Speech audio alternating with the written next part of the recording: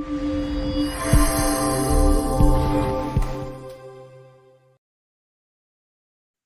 Morning friends, welcome to exam study 94।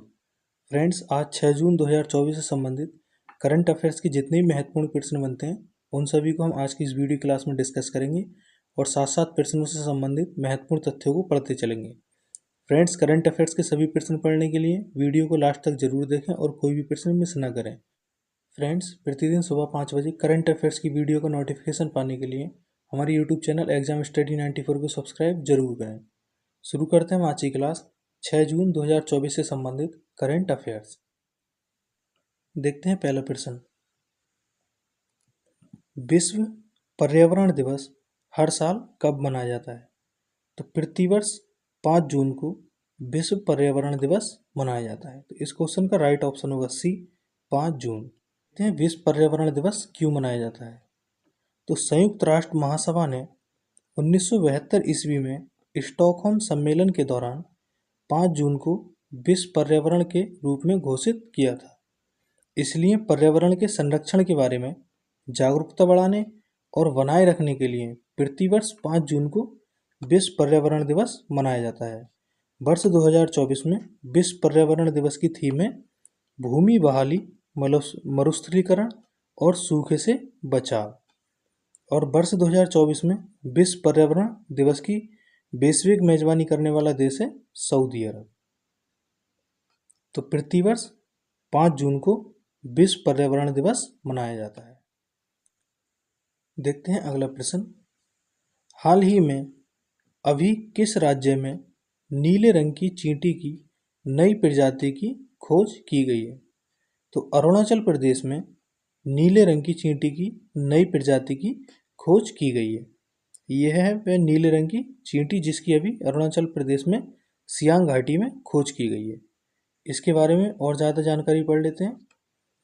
भारतीय शोधकर्ताओं ने अरुणाचल प्रदेश के जैव विविधता हॉटस्पॉट सियांग घाटी में एक विशिष्ट प्रकार की नीले रंग की चींटी की प्रजाति खोजी है। इस चींटी की प्रजाति का नाम है पैरापरा ट्रेचिना नीला। और जिस संस्था ने इस चींटी को खोजा है उस संस्था का नाम है Ashok trust for research and ecology and the environment.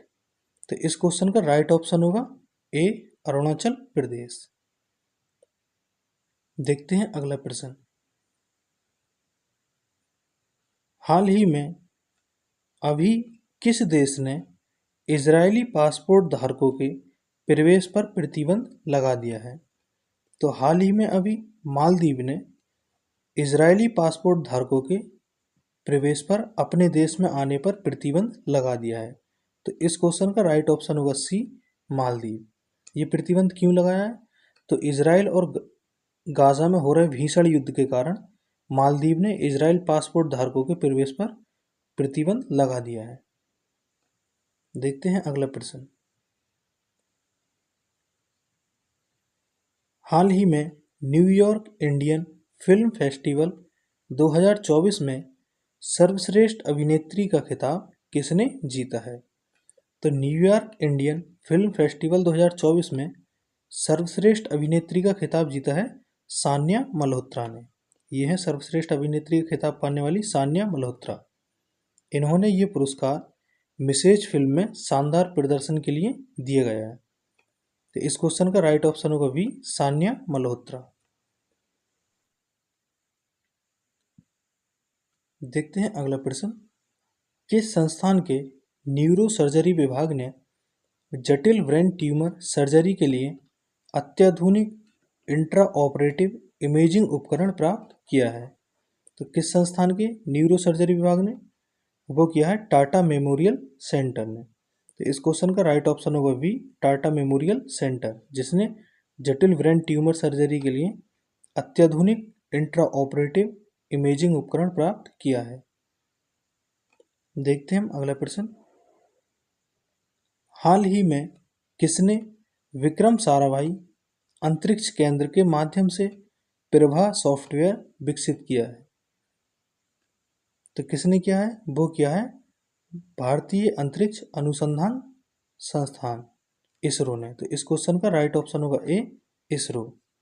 इसके बारे में जानकारी और देख लेते हैं। जो ये प्रभा सॉफ्टवेयर है, ये सॉफ्टवेयर एक कंप्यूटेशनल फ्लूइड डायनामिक्स है। इसे लॉन्च वाहनों, पंखों और बिना पंखों वाले री एंट्री वाहनों सहित विभिन्न प्रकार के बाहरी और आंतरिक दोनों प्रवाह का अनुकरण करने के लिए तैयार किया गया है। तो इस क्वेश्चन का राइट ऑप्शन होगा, वो होगा ए, इसरो। देखते हैं हम अगला प्रश्न। हाल ही में किसे हिंदी साहित्य भारती पुरस्कार से सम्मानित किया गया है? तो हिंदी साहित्य भारती पुरस्कार से सम्मानित किया गया है मुंबई पुलिस के कॉप कृष्ण प्रकाश को। तो इस क्वेश्चन का राइट ऑप्शन होगा वी, कृष्ण प्रकाश। कुछ अन्य महत्वपूर्ण पुरस्कार हैं, उन्हें पढ़ लेते हैं। अभी हाल ही में वर्ष 2023 के लिए United nation military gender of the year पुरस्कार से राधिका सेन को सम्मानित किया गया था। पाबुलरी सुब्बाराव को अंतरिक्ष यात्री योगदान के लिए आर्यभट्ट पुरस्कार से सम्मानित किया गया। और रतन टाटा को KISS मानवतावादी सम्मान 2021 से सम्मानित किया गया। रणदीप हुड्डा को लता दीननाथ मंगेशकर पुरस्कार से सम्मानित किया गया। और आलोक शुक्ला को गोल्डमैन पर्यावरण पुरस्कार 2024 से सम्मानित किया गया।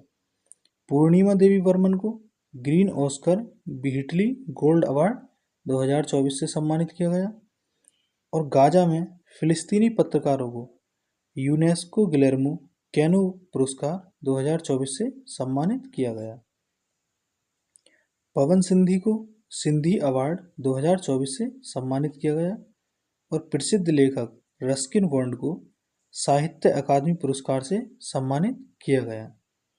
आरती, जो यूपी की रहने वाली हैं, को किंग चार्ल्स तृतीय ने अमल कुन्नी महिला पुरस्कार से सम्मानित किया। यह हो गए महत्वपूर्ण पुरस्कार।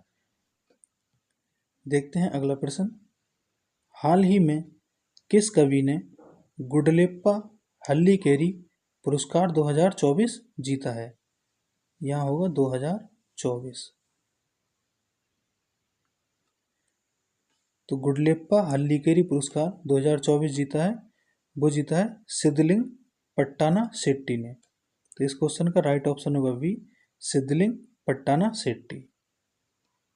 ये है सिद्धलिंग पट्टाना शेट्टी, जिन्होंने गुडलेप्पा हल्लीकेरी पुरस्कार 2024 जीता है। देखते हैं अगला प्रश्न।